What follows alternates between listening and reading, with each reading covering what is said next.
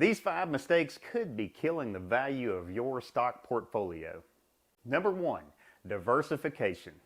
If you don't know what diversification is in terms of stock investments, it's the practice of spreading the value of your portfolio over a variety of classes of stocks.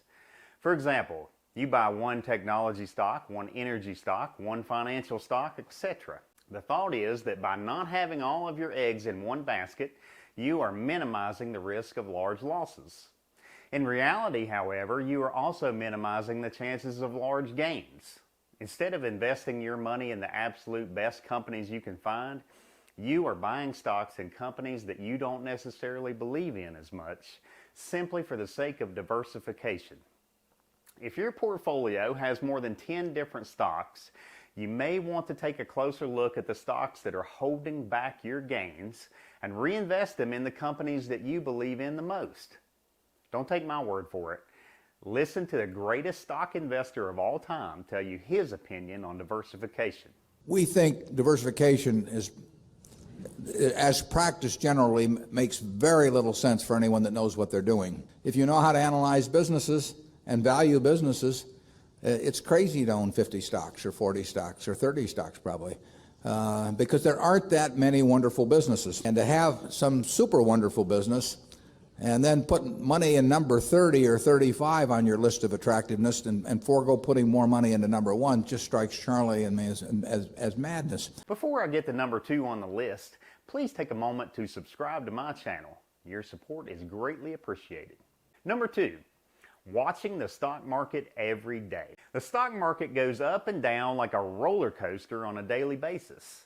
And if you're closely watching the stock market every single day, your stomach will take some sickening lurches, just like being on a real roller coaster. The day-to-day movements of stock prices usually have nothing to do at all with the actual performance of the companies you've invested in. When you are confident you have purchased the stock of a solid, growing company, then from that point onward, stop paying attention to the fluctuations in the stock prices. By all means, pay attention to how the company is continuing to grow, and as long as it is, the value of the stock will take care of itself. Don't give yourself an ulcer by watching the wild swings of the stock market. Number 3, you buy and sell stocks over the short term. Buying and selling stocks over short terms is not sound investing. Stocks are not lottery tickets, and they aren't a get-rich-quick scheme. The only consistent way to build wealth in stocks is to hold them for the long term. You should be looking to make investments in companies that you'll stick with for years, not months or weeks.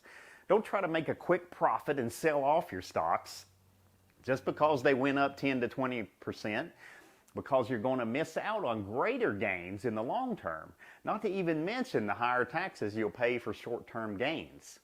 And conversely, don't panic and sell when the stock market starts swinging downward and everything loses 10%, because then you'll lose out on the gains when the market rebounds.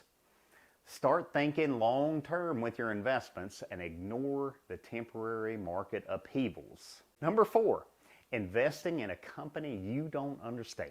Before buying a stock, you should always do at least a minimal amount of research into the company and have a basic understanding of the business. This will give you some insight into the company's long-term prospects at growth. If I buy stock in an oil company and I understand the principles of the oil industry, I'm making a confident investment based on my comprehension. But if I buy a stock in an obscure technology firm I know nothing about, I'm simply making a bet based on a wild guess.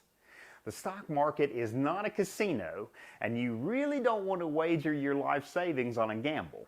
Number 5, you're trying to find an undiscovered company. Maybe you think you're going to find the next Apple or Tesla in their infancy, undiscovered gems that no one knows about, that you can buy into cheaply and then the stock will explode. The odds are you're going to be wrong, so don't believe you're going to outwit the armies of investment analysts and their powerful algorithms searching for the same opportunities.